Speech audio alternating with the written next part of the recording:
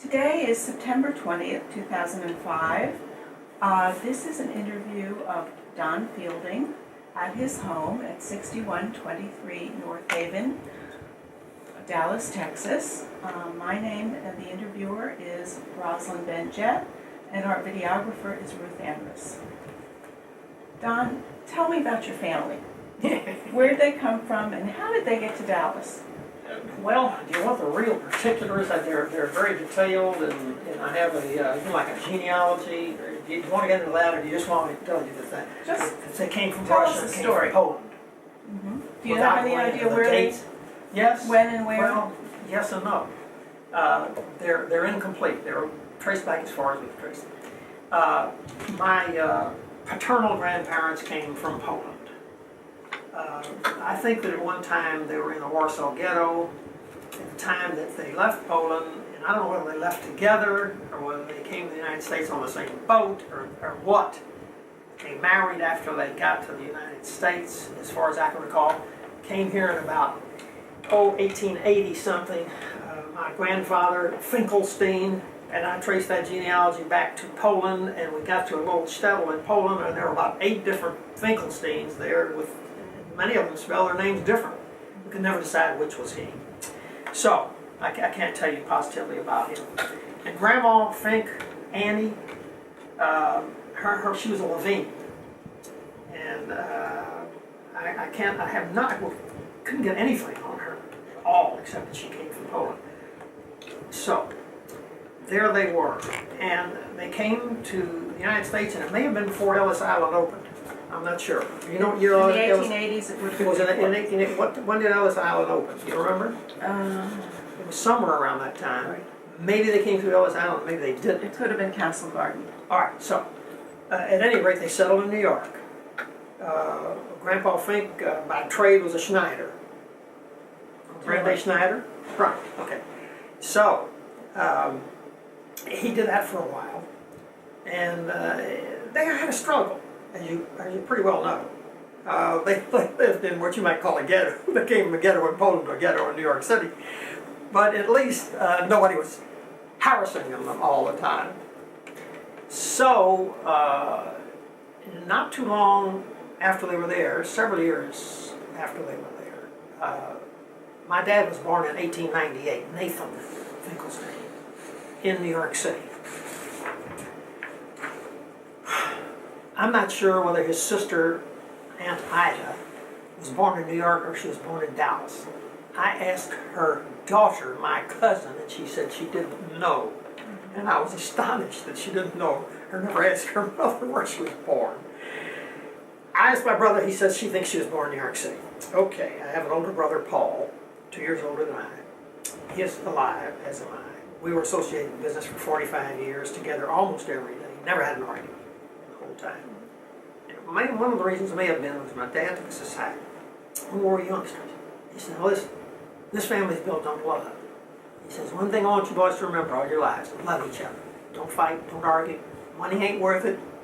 Be good to each other, and you'll live good lives. And he was right. He was absolutely right. So, God bless his soul. At any rate, my mama's family, well, then they moved to Dallas, and it must have been about 1901. Yeah. Do you have any idea why? That's a good question. Grandpa, I discussed that some briefly with him when I was a kid, and he said New York was just strangulation. It was just, it was okay, it was wonderful, it was great to be out of there, but at the same time, there had to be a better place to live, where it was open, they lived in a small flat, and we could, get some living. So I came to Texas. So, whether he came here with Ida, and I'm not even sure that there was one more in that family, Uncle Bill, William. He may have been born just maybe months before they left, or he may have been born in Dallas, and I'm not sure. At any rate, he went to Forest Avenue High School. Uncle Bill did. So he was born in maybe 1902, 1903, something like that. And I was in between 1995 and that date. Now, my mama's family came from Russia. And Zadie Mazarov was older than my other grandfather. And he came here in the 70s, not too long after the Civil War. And he came through Galveston. And one of his grandsons told me he came through Houston, but it was my understanding that he came through Galveston. I seem to have a recollection in the back of my mind that he had said that. But he shows up in Houston. And that's got to be so because my mother was born in Sugar Land, which is just west of Houston, in 1898. Bessie. That was a family, and you very well, I'm sure, have experienced the families in those days. People died young. And a lot of women died young. They died from either cancer or that was a likely thing for them to die of. And other related things, childbirth and all that sort of thing. So, Zadie Meseroff, Joe Hyman Meseroff, left Russia because he lived in a shtetl. They were not ghettoized, except that they lived in a shtetl where there were nothing but Jews. But they couldn't live anywhere else because they were persecuted if they did, and that's why they went there. And they were like Fiddler on the Roof. It was a farm, very small, limited farm community, maybe 150, 200 people, something like that. He said about every 6 months, he remembered when he was a child, the Cossacks would come running through on their horses, shooting up the place, breaking everything down, tearing everything to pieces, and they would have to build till the next time that they came again. He said he didn't think it was anything related to Jewishness. He said he just thought it was a matter of them being in barracks, as in the Army, and I know what he's talking about because I was in the Army for almost 4 years. The guys drink, and they got nothing else to do, so they just go out and pillage. So that was the farm of it. Well, he got sick and tired of that. So he came to the United States. And he married, and he had a son named Solomon and a daughter named Marie, and then his wife died. And then he married a lady named Jenny Cohen, and Jenny Cohen had a daughter named Tilly, and her husband had died. His wife had died, so the two of them get together, each with families, and then they have 5 children. So this was typical of things in those days. They had lots of families. At any rate, Uncle Solomon lived in Chicago. We never saw him. I saw him maybe once or twice in my life. Marie Meseroff moved to Los Angeles. She lived there. I saw her when I became an adult and went out there and visited her briefly. They both were quite well to do. Meanwhile, Grandpa Fink is making his way here in town, and Zadie Meseroff, even before him, since he was older, was making his way down in the Houston area. And he was, for all intents and purposes, a produce peddler. He would go to the market and buy a big bunch of fruit and vegetables and put them on a wagon and go out and sell them in the neighborhoods. And that's how he helped raise his family at that particular point in history. So, then we come back to Dallas where Mom and Dad are, and they meet, and I don't know how they met, the circumstances under which, but they were one of those ideal Jewish couples. Now, you have to understand, of course, naturally these people were Orthodox on both sides of the family. Mother and Dad were Orthodox. They were raised in Orthodox families. They were married here in Dallas. They settled in a place shortly after their marriage. I was born on Browder Street. You know where Browder Street is? Browder Street is west of Irving. And I was, you know where the big Sears Roebuck complex is out there in South Dallas? And not too far from there, and I was born in the house. Now my brother was born in the hospital, my older brother, but she couldn't get there when I was born. So I was midwife in a house on Browder Street. And so we moved over to this place after that happened, on Forest Avenue, nice place. It was a block from Temple Emmanuel. Temple Emmanuel's and Irving and South Boulevard. There's one block there.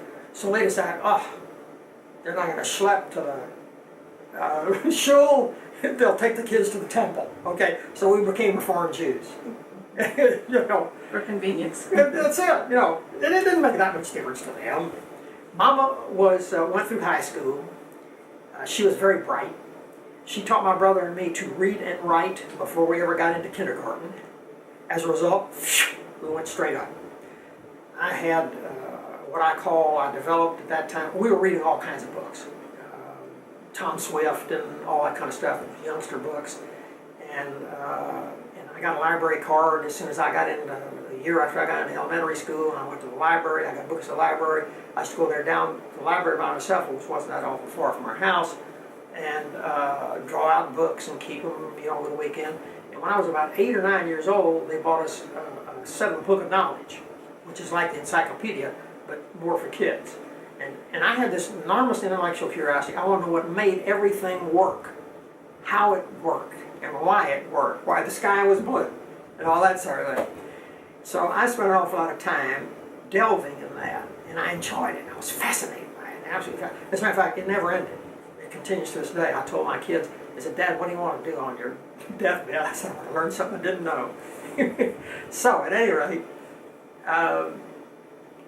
I went into school, and of course we had the usual persecutions.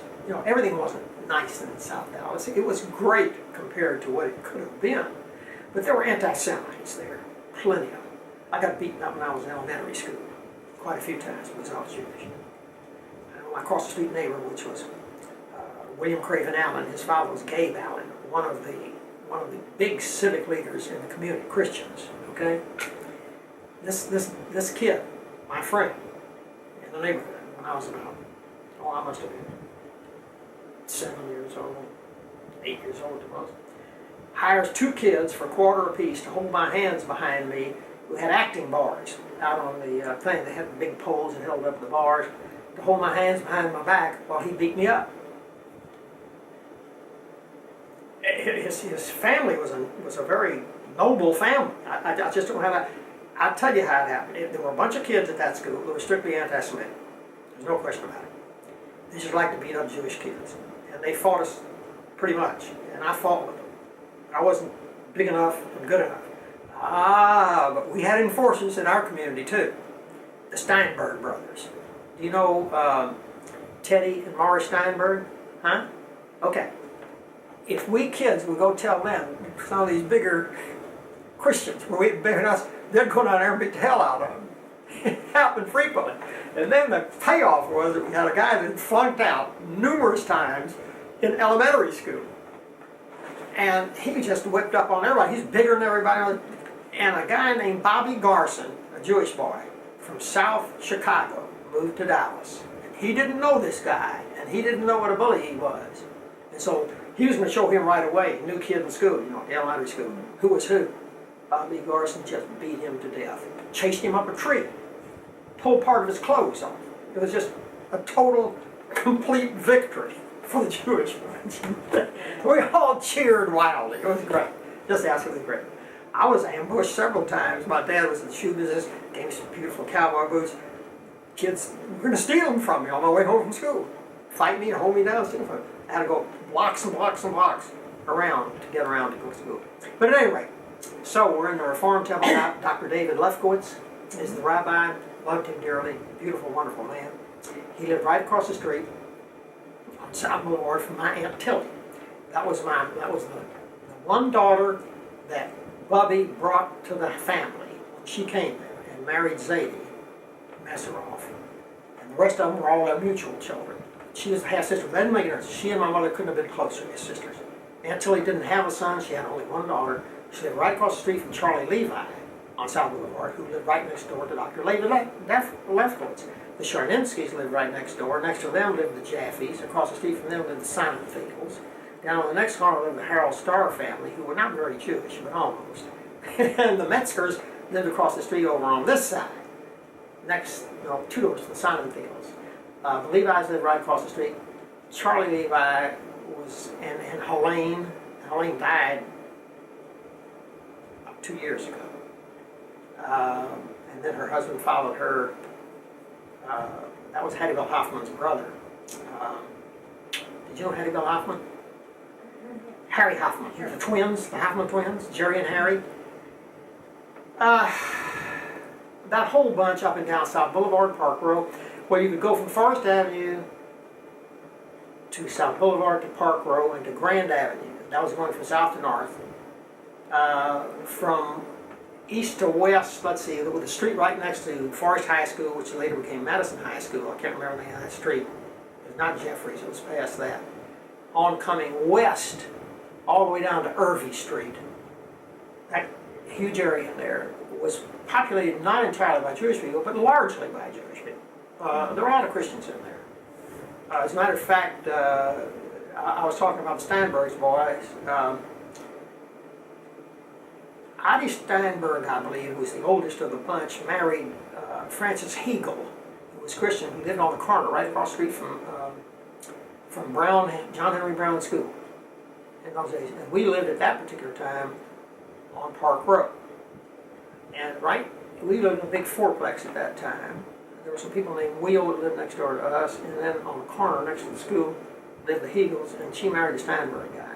At any rate, in the other side on the bottom lived the Kaplans. Now, Mr. Kaplan was a brother-in-law to Mr. Jaffe. And Mr. Jaffe and Mr. Kaplan were in the pipeline business out in East Texas. And when Dan Joyner brought in that big well out there, they made a deal with him because he was almost broke at that particular point. And that's why he later sold out to, who was the big Baptist billionaire, Hunt, H.L. Hunt. Joyner later sold out to H.L. Hunt. Mr. Kaplan and Mr. Jaffe were out there hustling because that was in 1931, I believe it was, when the oil find came in. And that was the biggest, to that point, that was the biggest oil find in the world in East Texas, in Wood County. And I've got a whole thing down there of leases which we own in Wood County, all of which have absolutely no oil on. I said we owned all the land in Wood County, didn't have any oil. At any rate, my dad got in on that deal in 1930, 1931 with Mr. Rabinowitz. You know Myra Rabinowitz? Okay. How about Darwin Robbins? That was Kitty Rolnick's husband. Rolnicks, Gus Rolnick, Lily Rolnick. All right, they had two daughters, Kitty and Sylvia. Sylvia married the doctor, Chink Gottlich, Arthur Gottlich, who was an obstetrician. And Kitty married Darwin Robbins. Well, Darwin Robbins changed his name because his father, Robbins, was a brother to Myra Rabinowitz. His name was Rabinowitz. They were in the oil business out there. They were running hot oil back in those days. You know what I'm talking about? Hot oil? Okay. There was a proration. After the wells came in out there in East Texas, they had proration, which meant that you could only take a certain amount of oil out of a place where you had oil well to keep it from all being taken out immediately and wasted. So there were some of those guys that were in over their heads with other leases and trying to make money doing this and that, and so they were selling some on the side, and that was called hot oil because it was outside the proration. The Benowitz brothers got caught. That's Meyer and what was I don't remember. Meyer was the guy who survived. His brother committed suicide.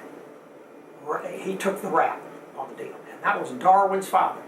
Darwin at that time changed his name from Rabinowitz to Robbins. Didn't want to have anything to do with Myra Rabinowitz, his uncle. Myra Rabinowitz, who was with my father and buying all these leases which I have here. Myra Rabinowitz was not a straight guy. He was out there buying leases for not only my dad but for other people too. And he would buy lots and lots and lots of leases, and he would keep the good ones. And he would give with the money that he got from these people who put the money up for him. And he would keep the good ones and give them the ones that he thought were marginal. Well, he was right, because those ones were marginal, because we never got anything on. He became rich. The reason why I'm telling you this is what funded North Park. Because his daughter married. What's his name? Nasher. Ray Nasher. His daughter Patsy. Yeah, okay. And that was Myra Bennett's daughter. And that's where he got the taw. You know what a taw is, don't you? Huh? Well, you didn't play marbles when you were a kid. The taw is the marble you used to shoot at the other marbles. That's where he got his taw to spark that North Park deal. At any rate, I communicated with his wife, may her soul rest in peace, who passed away a couple of, maybe 2 or 3 years ago, all through these years, because we owned so many of these leases mutually. See, because whenever he bought something, he'd buy a piece of it that we didn't know for himself in his own name, and then he'd buy a piece for you in his name and your name, and that piece may not be as good. And if proved out to be that way, but we still owe mutually a lot of this stuff together. So I would have to, from time to time, I'd have to call her up and say, you know, we got to pay taxes on this stuff every year because we own it. So you got to send me some money to, you know, pay your share of the taxes. Never a word, Don. Glad to hear from you. Hope you're well. Send me a check.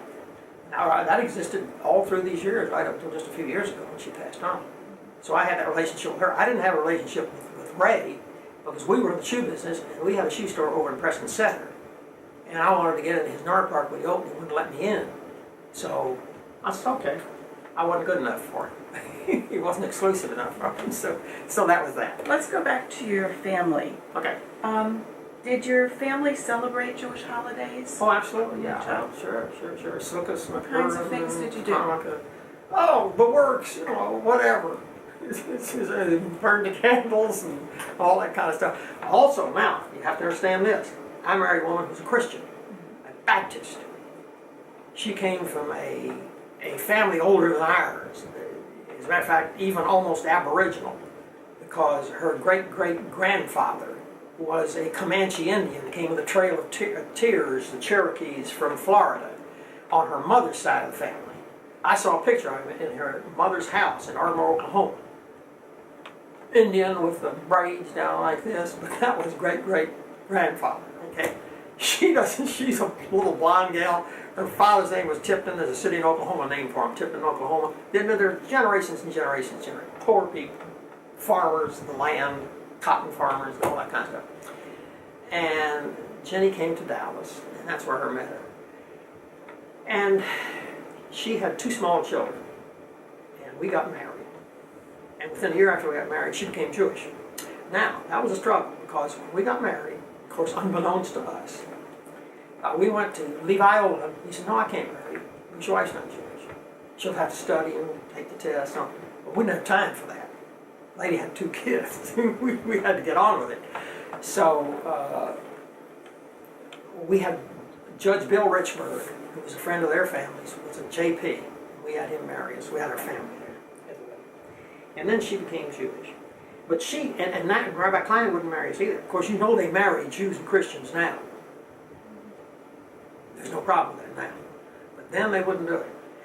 And she never forgave him for it. My wife did. Although there she is right there. She's a sweet and lovely person. And that little blonde lady sitting in the midst of all those children. That's my wife. At any rate, she's been a member of the sisterhood for 50 years. So, but we celebrated Jewish holidays, Christian holidays, and we made a decision. This is the interesting thing.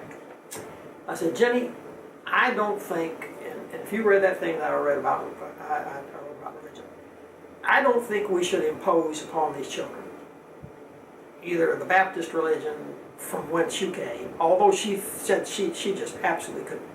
Her dad was a deacon in the Baptist church, and he was as straight man as you ever saw in your life. I mean, he was a fine Christian gentleman, I might say. And he never took a drink. But the people, she knew, she was old enough to know when she was going to that church, that the elders in that church were drinking. And they were Baptists, and they weren't supposed to be drinking. They were cheating, lying, and stealing, she said. And she just had her fill of the Baptists, because she said they just weren't honorable people. They presumed to be, but they weren't. I told her they're human beings. This happens, not the only religion that happens in. So at any rate, she could not abide them, so she left them without regret. At any rate, so we decided to take them to the Unitarian Church, our children. By this time, we're married several years, and we have 4 children now. We have 2 more children. I got a boy and a girl when I got Jenny, and then I got 2 more boys.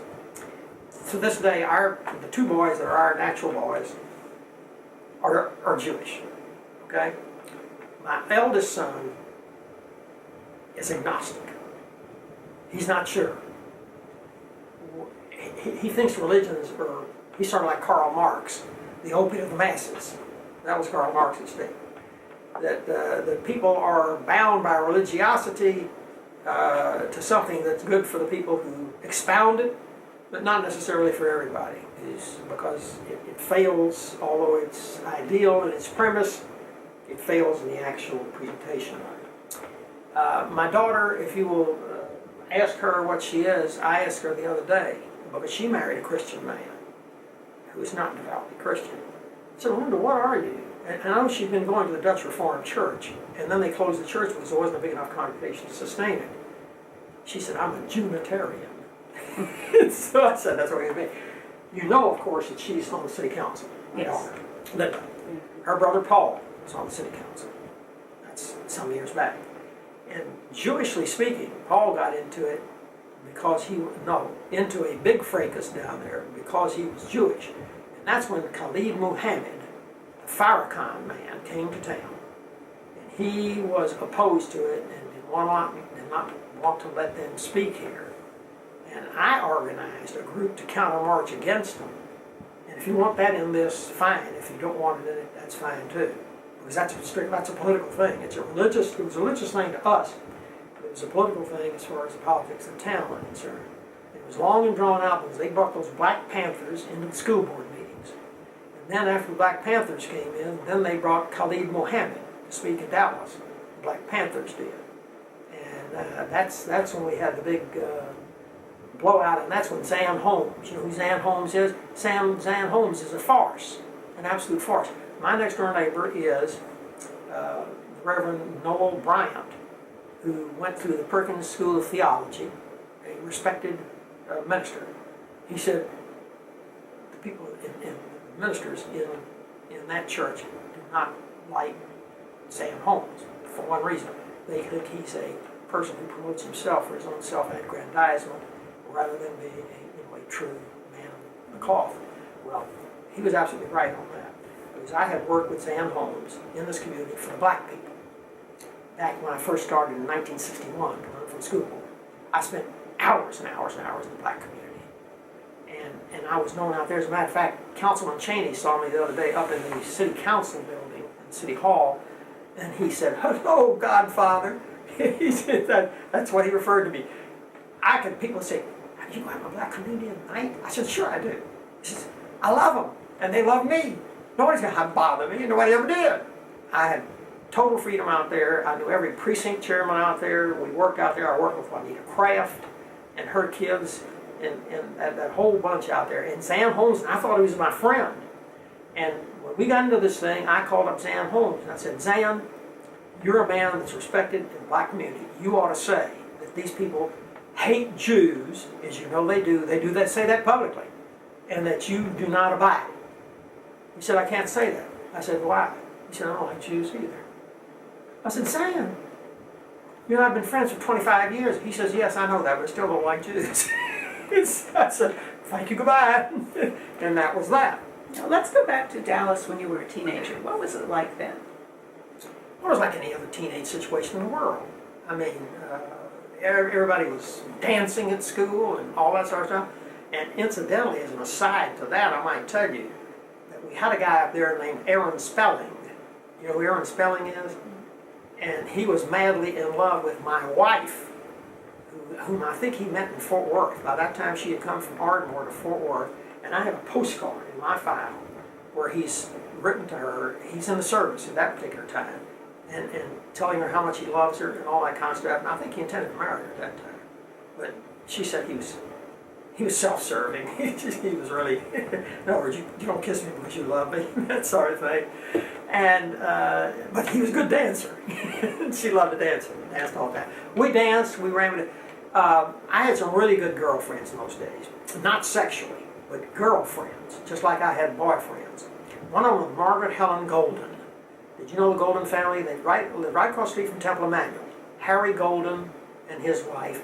And I'm pretty sure they were Sheriff Israel. And Margaret Helen and I used to pal around. I palled around with Rosalie Cohen. I know you know Rosalie Cohen from the Sisterhood. She lived in that same neighborhood. They were about a block away. And I palled around with her all the time. And we just had wonderful times. You know, when we got to be 14 years old, you could drive when you were 14, man.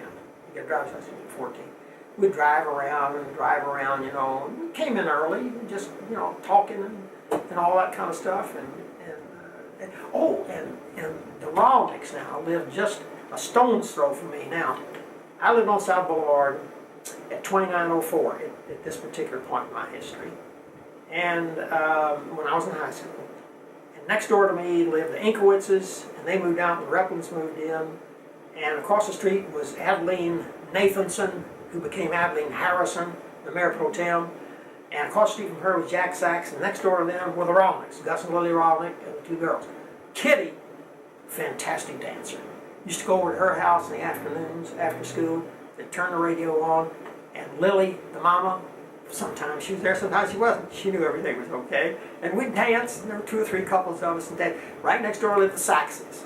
That's Jack Sachs. He married Faggadall, June Faggadall, whose brother, of course, is Tex Faggadall, and Jean Faggadall, his wife. And they came from Wichita Falls by way of Ohio, because both of them, Tex got his PhD at Ohio State in geology. His dad was a geologist before him, Senior Faggadall.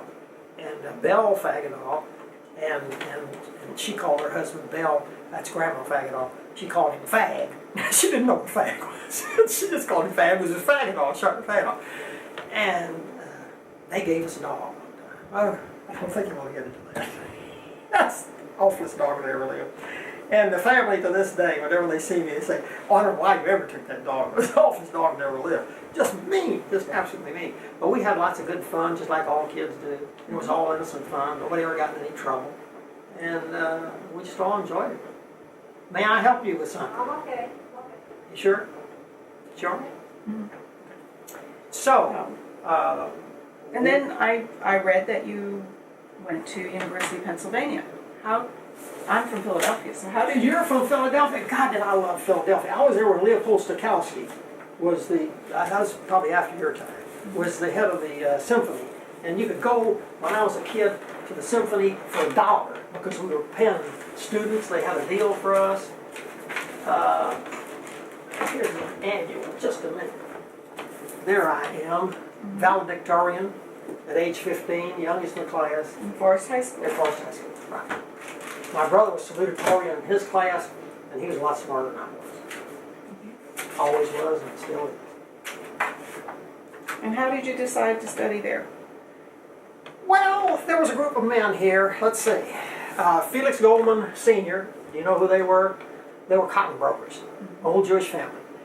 Pete Goldman, his son, is still a very dear friend of mine right now. His wife, Josephine, she was in Israel.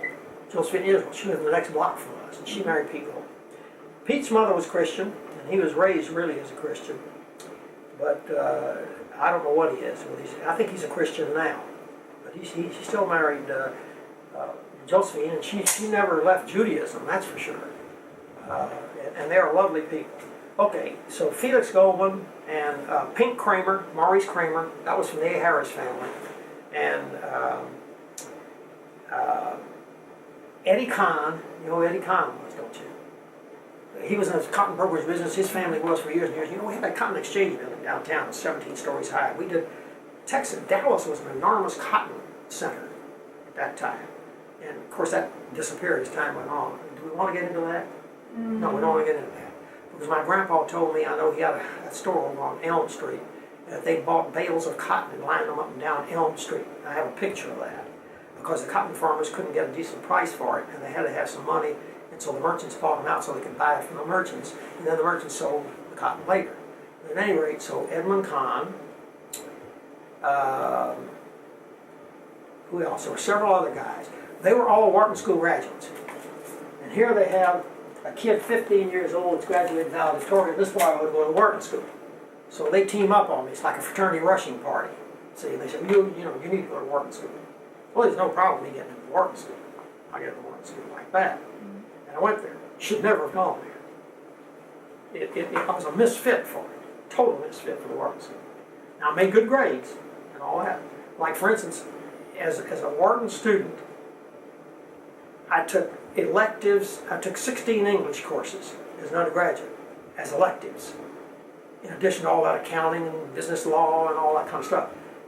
And I was reading, Shakespeare and all of the novelists of the 18th century, English 18th century, Scandinavian novelists, Willa Cather, the whole bunch, just all the time there. As a matter of fact, when I was in college, I got up at 6 o'clock every morning, I found out I was in a fraternity, Phi Sigma Delta. And incidentally, socially speaking, there were two fraternities that were very important to the city of Dallas, that is social fraternities. One of them was Pi Tau Pi. Are you familiar with Pi Tau Pi? Well, I have a roster of Pi Tau Pi's. If you read that roster, there were some kids in it that were from Sheriff Israel. The bulk of them, of course, because they were socially closer, were from Temple Emmanuel. And you'd see the whole roster of all the guys, all the Levy boys, Tonkin, Max Tonkin. You know who the Tonkins were. Max is still over at Temple with his hat on out at all the funerals. And the Josephs, J. Bernard Joseph and his son Bunny. These guys were all Phi Sigs at the University of Texas, Phi Sigma Delta. That was a fraternity, college fraternity. And they were all Pi Tau Pi's here in Dallas. And we had a big Pi Tau Pi meeting in Dallas. It celebrated the Sun anniversary of Pi Tau Pi because it was a national concern. They had a big chapter in New Orleans. And I had, in my records, I have a book that they put out for that. And I had I had it somewhere. I don't know whether I had it for you or for downtown. The roster at that particular time, it was like, well, I'm going to say 60 guys at least, all Jewish, of course, in Pi Tau Pi. And then for years and years and years, generations, the Phi Sigs kept going down to the University of Texas. And like my brother went down to the University of Texas, he was a Phi Sig at the University of Texas, I was a Phi Sig at the University of Pennsylvania. Okay? And we worked in. And I have an envelope here with a whole big bunch of things in it. I was a mensch in the Phi Sigma deal. I was a president of my fraternity chapter there at the university, and they sent me to other chapters to help those chapters who were having some problems. And as a matter of fact, I got in on the first integration of one of the chapters. One of our Denver chapter, after I already graduated, was taking a black boy, and they got me to speak with them. I said, oh boy, you got the wrong man on that. At any rate, this was a social thing, which I think was extremely important because we gave all kinds of parties, and I gave a list. My wife and I started giving parties, New Year's Eve parties, in about 1959, and we invited 300 people. That's lots of people. To this house. New Year's Eve. The ideal part of that was that everybody was going somewhere on New Year's Eve. So they didn't stay at most of them did not stay at a particular place all night. Although we did find that some of those people who didn't have any place to go did stay here all night. So we had these 300 people. Every year we gave this thing for at least 12 years. Until finally I said to Jenny, you know, they're about to burn the house down. It was the days when they smoked. They burned up our upholstery, our rugs. Oh, not intentionally, of course. I said, we need to stop this because we kept redoing the house every 3 years. I said, this got to stop. And so we finally stopped. But it was wonderful, and everybody enjoyed it. It was a wonderful time. I remember teaching Rita Can. That's Alan Can's wife. Do you know Alan and Rita Can? That's the Lynn's family, the Lynn's and the Cans. And they live right down the street from us in South Dallas. How to do the twist in the den up there. And they were playing that twist music, come on, do the twist, you know. And I'm trying to get Rita to shake her hips correctly. And we had a fellow who worked for us, a black man named Odell Chambers, and he had a wife named Louisa. And they would help us. They were among several of the people that helped us as help on the New Year's Eve party. And finally, Louisa walks out there, and she says, let me show her how to do it. Louisa got in on the deal, this black lady. Everybody just loved it, because she showed her how to twist. Let's talk a little bit about your professional life. What kind of work have you done? What kind of work?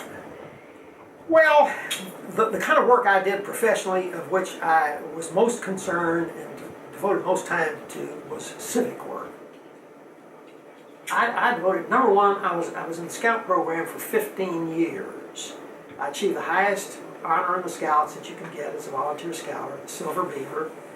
I was the first scouter in the city of Dallas that was a scoutmaster of troops of ethnic or racial difference. I decided after I'd been there about 7 or 8 years, I became the president of the North Trail District. I had been a scoutmaster, and the North Trail District consisted of Park Cities, North Dallas, Plano, Richardson and Plano. 4,000 scouts, 1,000 and some odd scout leaders, etc. and so forth.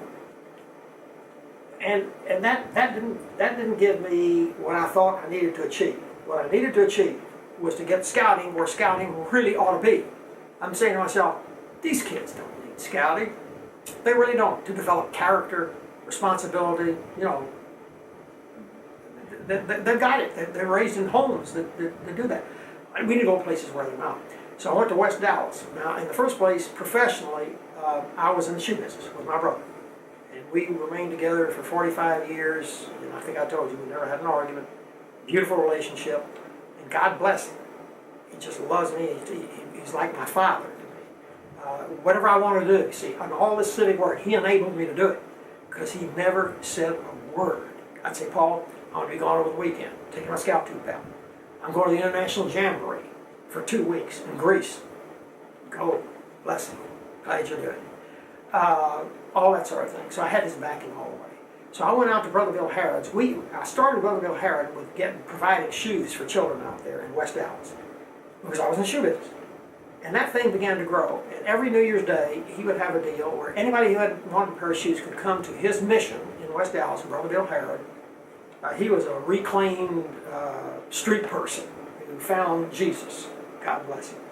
And he was trying to find Jesus for me as our relationship went on. And I said, look, Brother Bill, I love you. You know, we've got a wonderful relationship. We're helping these kids, and that's the important thing.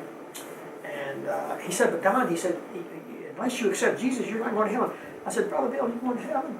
He said, sure I am. I said, I'll see you there. And let's leave it at that. So we did. But anyway, so after I established that scout troop there, it was going along well, and I took them out to Camp Grady Spruce out at Possum Kingdom in the summertime. Oh, that was a wild, woolly thing. I won't tell you about that. Those little kids had they'd been away with me on a weekend. That's the only time they'd ever been away from their families. This is for a whole week out there. The first day, at the end of the first day, I'm in my tent, which is about half the size of this, and all these boys are about 8 to a 10 around there. By midnight, I've got every one of them in my tent. To the last one, my tent with me. They were scared to be out there. As a matter of fact, I couldn't get them to shower, so I made them go swimming every day. But it was a wonderful thing, a wonderful experience. So then I moved, after I got that one established, over to the Martinez Center. Now, you know, Ms. Martinez was the first Chicano that was on the city council, and they named that center a recreation center out in West Dallas for her. It was a very nice facility. And I established a troop there. And then after I got that started, incidentally, I got a Jewish guy to take over that troop at Brother Bill's. Larry Tabak. You know Larry Tabak? Larry Tabak took over that troop when I left it. I wouldn't have left it unless he had. Then I went over to the Martinez Center and established another troop there and got it going good. And I got somebody else to take that one over. I forget who it was who took that one over.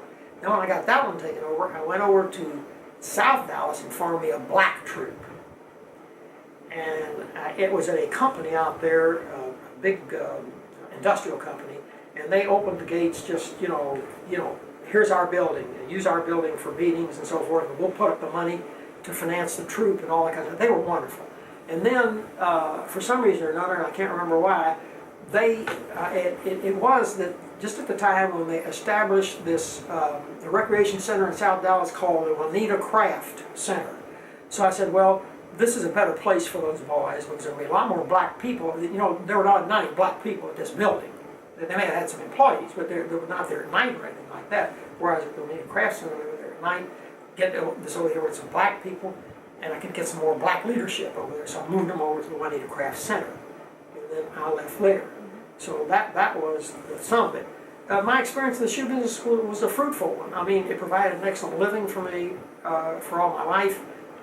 We cut our children in early on as partners in it.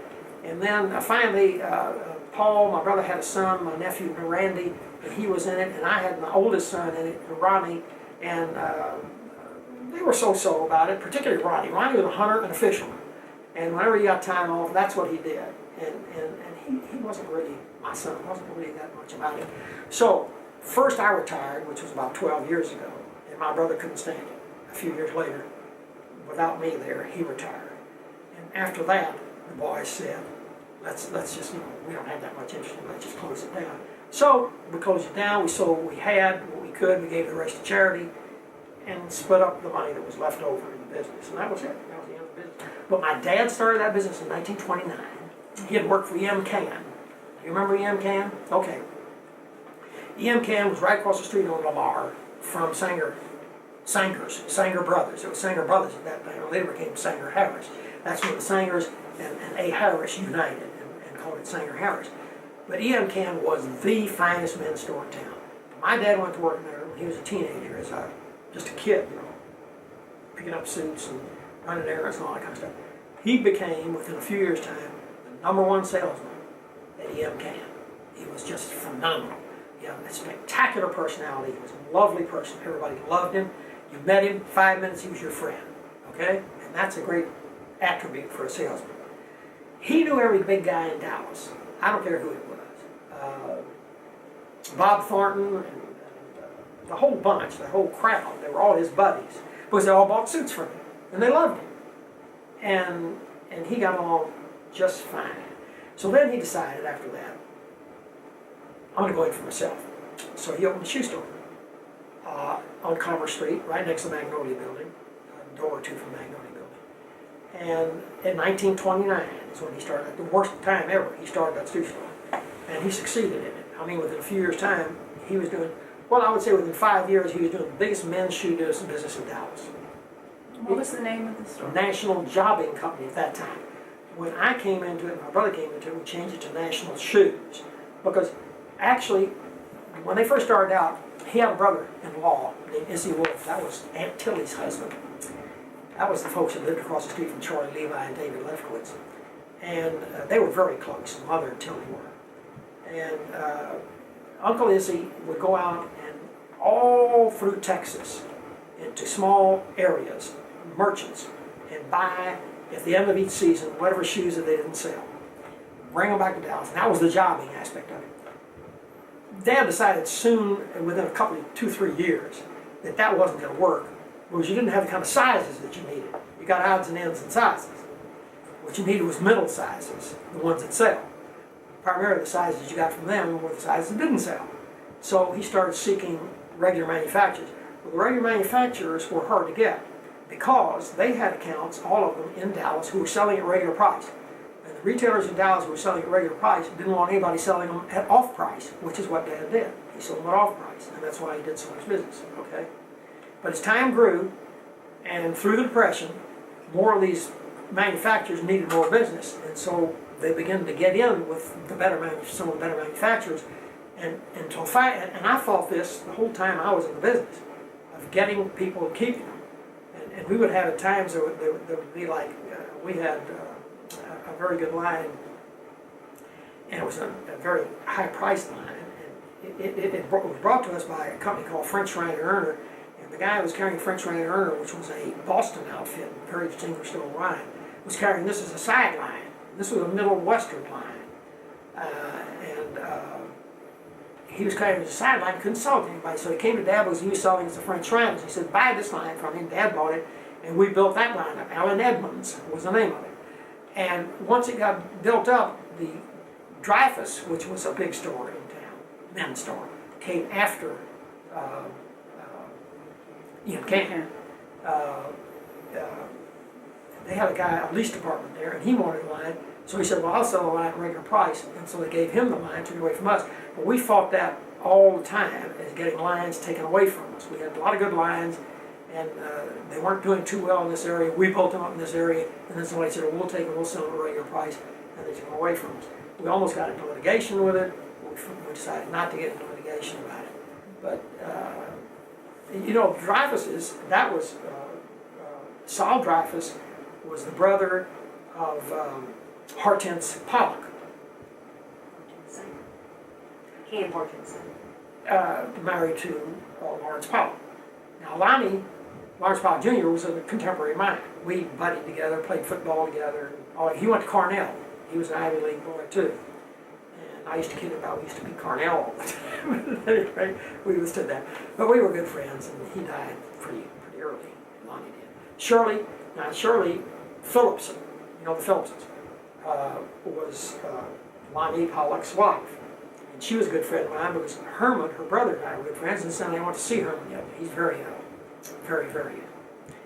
And Herman Phillipson, incidentally, was a good friend of Malcolm Brockman, who was a good friend of mine. Did you know the Brockmans?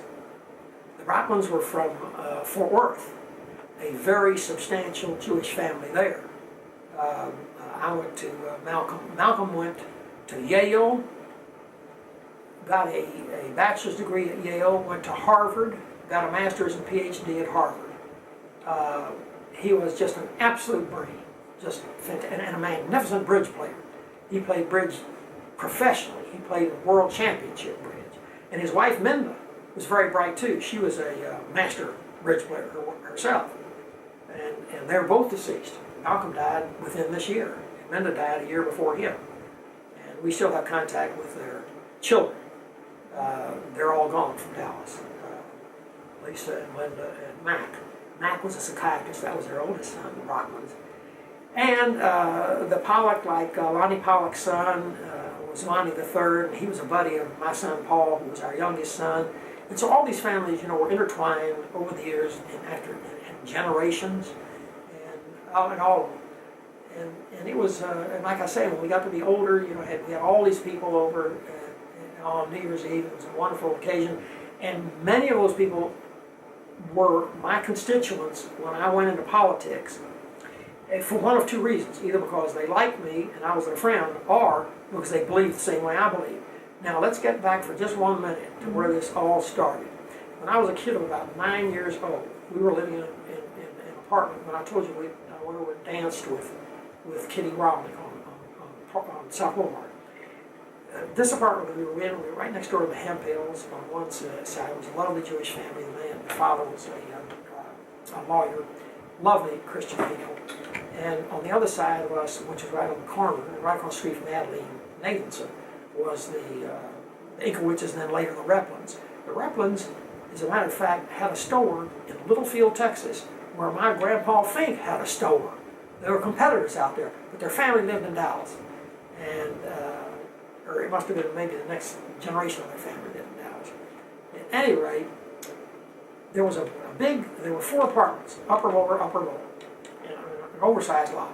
And in the back, all the way across the back of the lot, was a building, a wooden building, and it had the garage on the first floor. On the second floor were habitations, and black people lived up there. One afternoon, they had a fire. Everybody in the community ran out there to see the fire. There were 2 or 3 fire trucks. It was a big fire. It was a wooden structure. Boy, I mean, it wasn't like man. I was a kid, maybe 8 or 9 years old, and there was a black lady like there. I knew the black ladies back there, that lived back there, and she had a little dog. So everything she owned was in that apartment. She didn't have a husband. She wasn't married. All she had was a little dog. So she gets her little dog, she runs out, and she's saved, okay? So the firemen are fighting the fire. And the little dog is yapping at a fireman. So the fireman tells the policeman, they've got police out there too. And the fireman and the policeman tries to chase the dog away. Well, the dog wouldn't go away. It keep yapping. It wasn't biting him or anything, but it was annoying. And I can understand that. But I couldn't understand that when I was a kid. So the policeman pulls out a gun. He's going to shoot the dog. The black lady runs out and she grabs the policeman. The policeman puts a handcuff on the black lady and starts twisting it. And when he did that, I started to cry. I couldn't stand it. I'm crying to this day. I ran out there and I grabbed all that policeman. I said, leave her alone. She's not hurting you. She's not going to hurt you. That dog's not biting that man. Leave him alone. Leave him alone. And just at that moment, my mama, when the fire started, had called Dad. And Dad jumped in his car, downtown, and came driving out there. And he walks up while I'm grabbing this policeman, and this policeman says, kid, get away, I'm going to hit you across the mouth. And my dad says, officer, I think you'd better unhand that woman and take the handcuff off her. He said, the chief of police is a very dear close friend of mine, and I have your badge number, and I don't think this is appropriate conduct. He did. And my dad took me aside after that. He said, son, after the thing was all over, I've got to tell you something. He said, black people don't get the respect that is accorded them by the Constitution. He said, in the first place, the Constitution said that they were 3/5 as good as whites when the Constitution was written. And you're aware of that. In that the voting of Americans by the Constitution would be considered on the basis of the blacks being 3/5 of a person. As far as setting up districts and so forth and so Right. forth, Let's, population-wise. let's move on to 6 minutes, okay. Tell us about your family today. Well, we had Paul Fielding, our baby, who was on city council. He beat Ricardo Medrano to get that seat and ended a long-time friendship with Pancho Medrano. And you probably know who Pancho Medrano was. He was the real godfather of the Mexican community. He was a big Democrat. He was a labor leader, and he had pulled the Democratic Party. And as a result, he set himself up as some kind of a nonprofit organization and was getting free cheese from the government. He was giving that free cheese to the Chicanos out in that neighborhood, and as a result, they won all the elections because they'd line up and get the free cheese and then vote for the Medranos. But Paul Fielding went out there and he ran in that district. And I said, Paul, this is a friendship I've had with this man for years. Do not run against him, please, do not. Well, Paul said, this is a big opportunity, and I'm going to run because I know I can beat him. The district was actually 1/3 black, 1/3 Chicano, and 1/3 white. And he said, the blacks will turn against the Chicanos, I know that. He said, they always do. So with the whites, I can beat him. And he was right, he beat him. And Pancho got mad at me. Of course, you know, I knew he was going to. I said, Pancho, I asked him not to run, but he ran. So that was it. At any rate, so after that, there was not, I mean, we had a regular family. I've got 4 children, 7 grandchildren, and 3 great-grandchildren. And we get together about once every 2 months, and we celebrate the birthdays of whoever is in that month, and we have a big party. We used to have it here at this house. You know, we're talking about 20 people. It's the dining room table. It's pretty tight.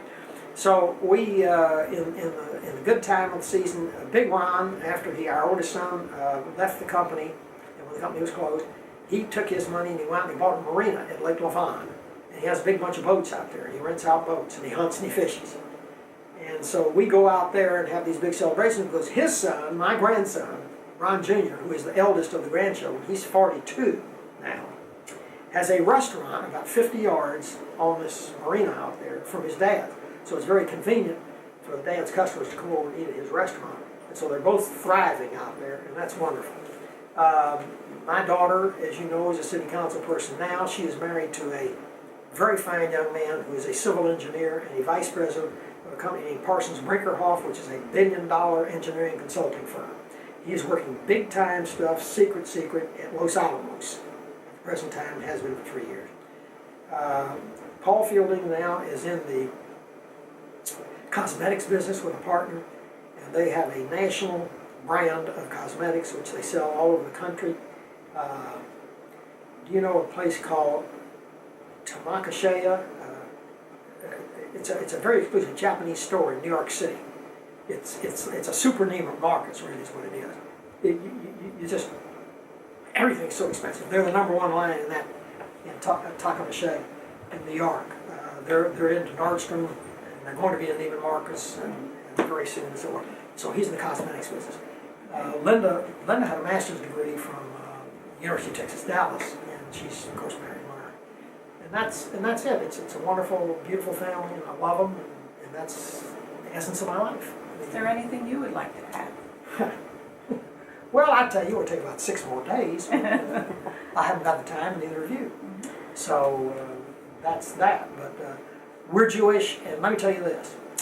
Yes, I have fought for Jewish things all my life. I have fought people who are anti-Semitic. I always shall, as long as I live, as long as I can draw a breath. I belong to organizations. I think the World Jewish Congress, incidentally, is a very good one too. because they do that. ADL's fine, it just is not as good as the other organization I told you about. So that's it.